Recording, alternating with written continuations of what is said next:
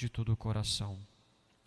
Só que para fazer essa pergunta, para o jovem ter essa maturidade de se perguntar, entra na história a importância dos familiares.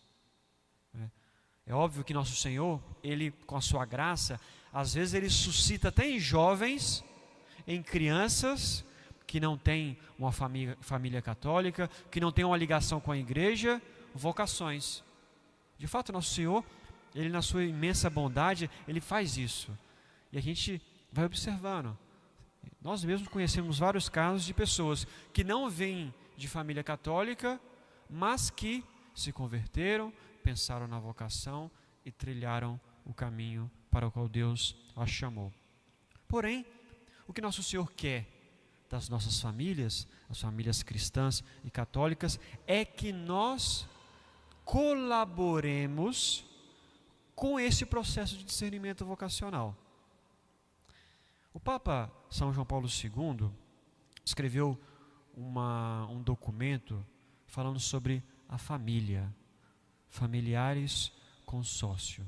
É um documento muito conhecido, documento muito extenso, que trata justamente da questão da família, do consórcio familiar, da vida familiar. E o Papa, ele toca no assunto da vocação. Ele diz: a família deve formar os filhos para a vida, de modo que cada um realize plenamente o seu dever segundo a vocação recebida por Deus. Ou seja, o pai, a mãe, os avós, os tios, enfim, todas as pessoas que estão envolvidas com o rapaz, com a moça, eles colaboram para que plenamente esse jovem, essa jovem, escolha e siga pela vocação recebida de Deus.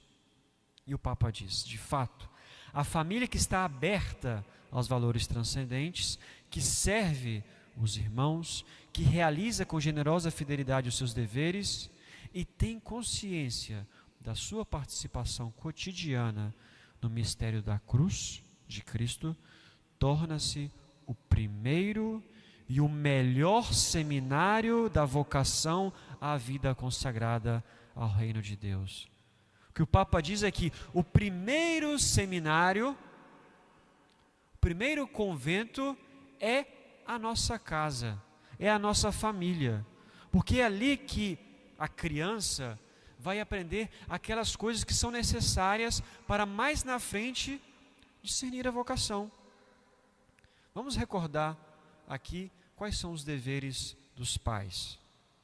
O primeiro dever dos pais, dever primordial, prover as coisas básicas, segurança dos filhos, alimentação e saúde. Então, isso todos os pais têm a obrigação de fazer, até por instinto que a própria natureza lhes dá. Depois, em segundo lugar, educação para as virtudes e a educação religiosa. O pai e a mãe têm que ensinar para os seus filhos quem é Deus. Ensinar quem é Deus e ensinar os filhos a amar a Deus. Ensinar as coisas eternas. Ensiná-los a diferença entre o bem e o mal. Isso é coisa muito importante. Desde pequeno, é importante que a criança receba dos pais já as primeiras ajudas a compreender aquilo que é certo, aquilo que é errado. Isso é bom quando o pai e a mãe corrigem o filho, né? O filho faz algo de errado, vai e corrige. Não, isso não pode fazer. Aquilo ali na cabeça da criança vai de tal forma se tornando algo cristalizado, que depois que a pessoa cresce, ela consegue de fato perceber: opa, há coisas erradas e coisas certas.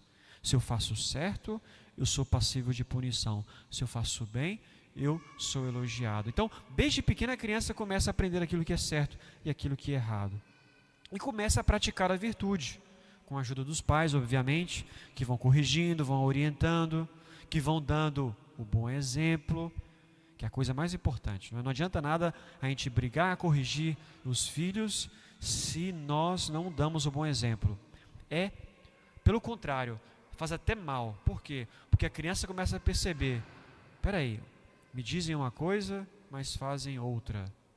Então isso que estão dizendo não pode ser bom, porque se fosse bom eles estariam fazendo. Então, na verdade, quando nós não colocamos em prática aquilo que nós ensinamos aos nossos filhos, o que acontece é que aquilo que eu ensino se torna algo odioso para os filhos.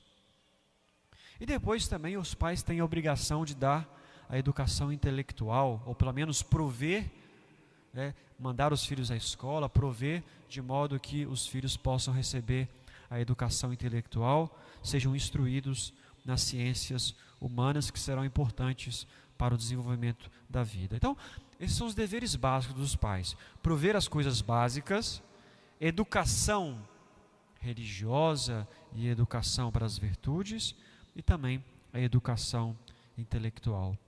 A gente pode dizer que deste modo a família introduz os filhos na busca por uma vida reta, segundo a vontade de Deus. Se uma criança cresce num lar onde ela recebe tudo isso, e é óbvio que os pais não são perfeitos, vão errar, vão falhar em algum momento, mas se esforçam ao máximo, a educação vai ser boa, ainda que haja limitações. Se os pais se esforçam, a educação vai ser boa e vai ser proveitosa. Então, a criança vai crescendo, vai recebendo essa educação, e ela começa, de certa forma, a olhar para a vida com a maturidade que lhe é devida.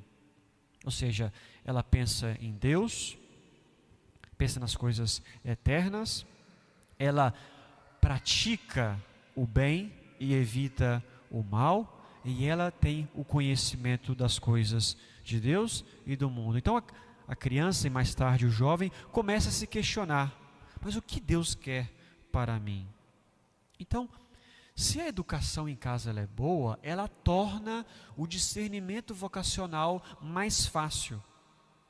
De modo que, imaginemos um filho mal educado pelos pais, um filho que não recebeu instrução religiosa, um filho que faz aquilo que quer, que é desobediente, que não sabe aquilo que é certo, aquilo que é errado, que não é corrigido, enfim, uma criança rebelde.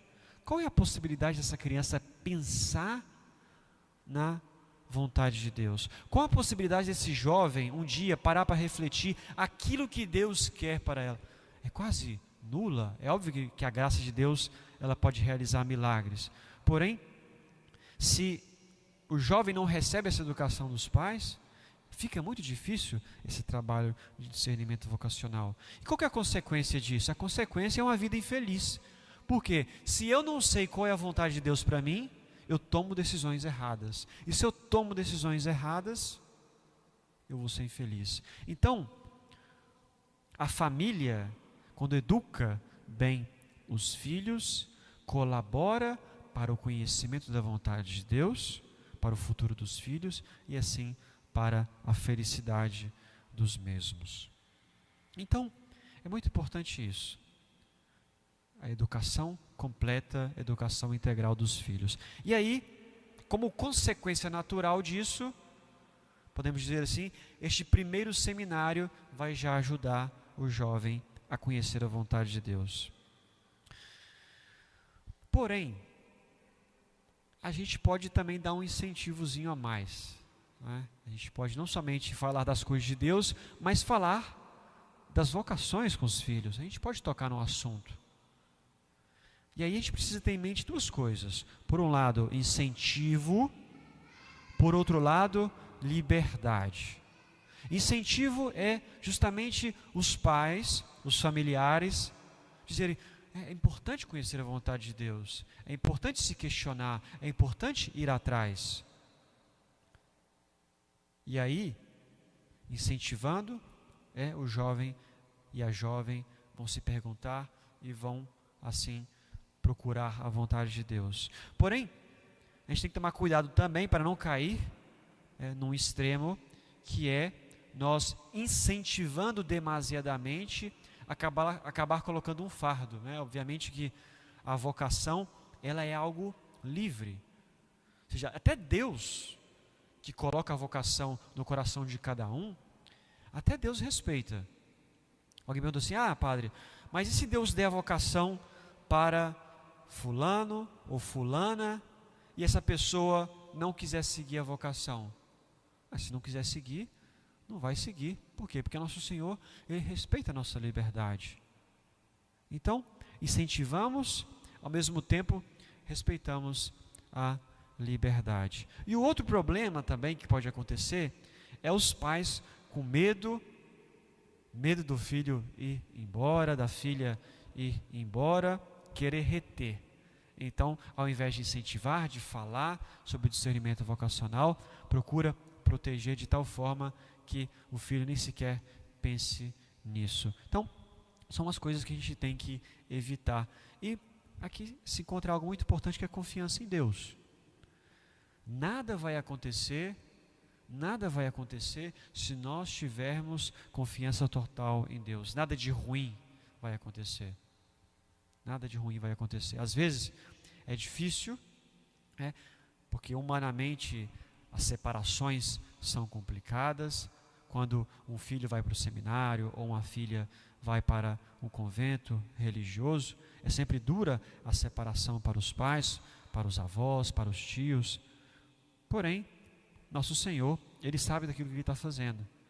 Então, às vezes o sofrimento também que passam os familiares é um sofrimento que vai ajudar na santificação da própria família. E aí, por fim, eu queria falar sobre alguns desafios dos nossos dias. Por que que, às vezes as pessoas se lamentam: ah, padre, por que que nós temos poucas vocações hoje em dia? Olha, sinceramente, eu não diria que nós temos poucas vocações. Na verdade, é que ao longo da história, o perfil das vocações vão mudando.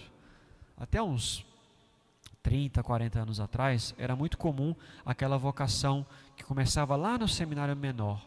Se a gente pegar os nossos padres mais velhos, por exemplo, eles começaram no seminário com 12, 13, 14 anos, bem novinhos. Por quê? Porque eram famílias muito religiosas, muito católicas, famílias muito numerosas. Até a parte civil permitia com mais facilidade que os seminários recebessem as crianças. Então, era um outro contexto religioso e social. Hoje, as vocações, isso eu falo tanto para a vida sacerdotal quanto também para a vida religiosa, normalmente as vocações hoje vêm de pessoas mais velhas. Às vezes pessoas que vêm de famílias que nem católicas são. São jovens que se convertem, que começam a frequentar a igreja, às vezes até sem os pais, se convertem, começam a se questionar sobre a vocação e aí acabam entrando no seminário ou acabam abraçando a vida religiosa. Então, não diria que são poucas as vocações, ou melhor, as vocações serão sempre poucas, porque nosso Senhor falou: a messe é grande e os operários são poucos. Os operários são poucos, serão sempre poucos, porque quanto mais padres, quanto mais religiosos nós tivermos, mais almas nós poderemos salvar. Então, a messe vai ser sempre grande, os operários serão sempre poucos. Mas nós temos que pedir sempre a nosso Senhor que continue mandando esses operários para a sua messe. Então, quais são essas dificuldades? A primeira dificuldade é quando os pais ou os familiares fazem sempre a vontade das crianças.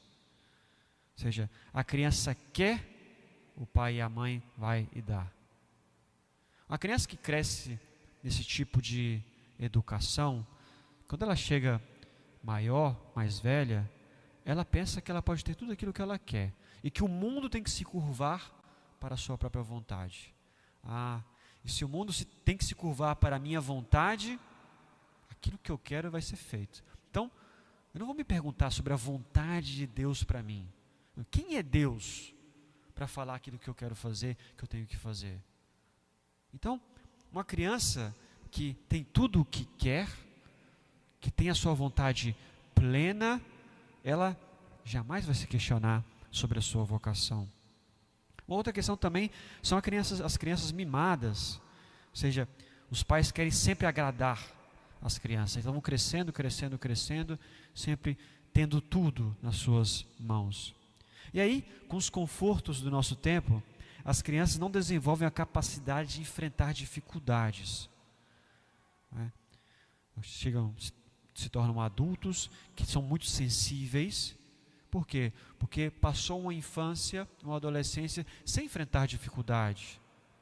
Então, são pessoas frágeis, humanamente falando. Então, é importante também os nossos filhos passarem por dificuldade, de certa forma sofrer algumas provações, para que eles cresçam e amadureçam. Isso ajuda na formação. Obviamente, também um outro fator que influencia nas famílias com relação à vocação é que algumas famílias, ou melhor, hoje nos nossos dias, cada vez mais as famílias querem ter menos filhos, né? Nós sempre aprendemos que temos que ser abertos à vida, aquilo que nosso Senhor mandar. Porém, infelizmente, há muitos católicos que têm uma visão muito restrita da fé, pouco conhecimento, e procuram sempre diminuir ao máximo essa abertura à vida, para que, de certa forma, eles não percam os confortos. É óbvio que há famílias, há casais que não conseguem ter filhos, ou que conseguem ter 1 ou 2 filhos, não conseguem ter mais, mas é porque assim acontece. O que não pode acontecer é quando, por uma certa mesquinharia, uma falta de generosidade, os pais se limitam e se fecham à vida. Então, quando isso acontece, ou melhor, quando isso acontece, é porque os pais já olham para os filhos como uma espécie de posse, como, é meu, eu tenho que dar tudo, ninguém vai chegar perto dele. Então, de jeito nenhum virar padre, virar freira, de modo algum. Por quê? Porque isso aqui é minha pedra preciosa. Isso aqui, ninguém chega perto, do meu filho. Por quê? Porque tem essa visão muito tacanha, muito fechada, não aberta à vontade de Deus, não aberta à vida. Uma outra coisa, por fim, até mais prática, é que as crianças estão cada vez mais expostas a demasiadas informações, muitas informações, enxurradas de informações. Isso acontece por meio dos aparelhos eletrônicos. As crianças ficam no videogame, no celular, no computador, muitas horas do dia. E às vezes é cômodo para os pais, né? Colocam ali na frente da televisão, vai fazer outra coisa, aí o filho fica quietinho ali, porque se desliga, a criança fica agitada. Então coloca como um modo de manter as crianças calmas. Porém, os pais têm que tomar muito cuidado, porque esse excesso de exposição a esse tipo de coisa tiram as crianças do contato com a realidade. A criança precisa brincar também com as coisas reais, não com as coisas não com as imagens que entram através dos olhos e são projetadas na imaginação. A criança precisa encontrar a realidade, botar o pé no chão, botar o pé na terra, sentir o mundo real. Por quê? Porque depois, quando tiver que tomar a decisão da sua vida, ela não vai ter os pés no chão, não vai conhecer a realidade, vai ter dificuldade de entender o mundo, vai ter dificuldade de entender a vontade de Deus nosso Senhor. Então, caríssimos irmãos, é muito importante que nós saiamos dessa palestra com a consciência de que nós temos que entregar tudo nas mãos de Deus nosso Senhor. Nosso Senhor, como dizia o Papa Bento XVI, não nos tira nada, mas Ele nos dá tudo. Então, entregamos os nossos filhos, os nossos sobrinhos, os nossos netos, as nossas netas, a nosso Senhor. Entreguemos a Ele e que seja feita a vontade de Deus. A vontade de Deus é sempre o melhor para a pessoa que a faz e é melhor para as pessoas que estão ao redor. Então peçamos a nosso Senhor esta graça, que ajude para que as nossas famílias sejam o primeiro seminário, o primeiro convento, o lugar onde os nossos filhos, as nossas crianças e os nossos jovens pensem nas coisas eternas, pensem naquilo que Deus planejou para elas. Deus tem um projeto, Deus tem uma história para cada um de nós. E é preciso que nós conheçamos esta história para colocarmos em prática. Louvado seja nosso Senhor Jesus Cristo.